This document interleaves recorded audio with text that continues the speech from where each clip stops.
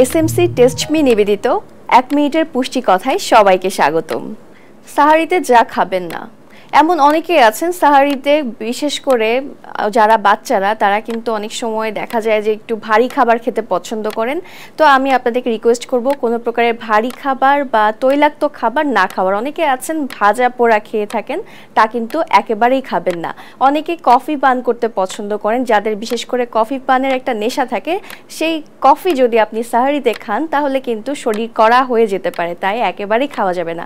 অতিরিক্ত মাত্রায় ঘন দুধ খাওয়া যাবে না, এমনকি দুধ চা খাওয়া যাবে না, কারণ দুধের যে ক্যাজিন প্রোটিন এবং চায়ের যে ক্যাটেচিন নামক অ্যান্টিঅক্সিডেন্ট যখন আপনি জাল দিবেন তখন যে সেই চা যখন পান করবেন তখন কিন্তু অ্যাসিডিটির প্রবলেম বাড়াতে পারে।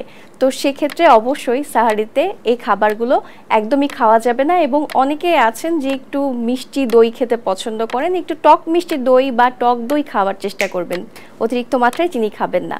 আশা করি আমার দেওয়া পরামর্শ আপনারা সকলেই মেনে চলবেন।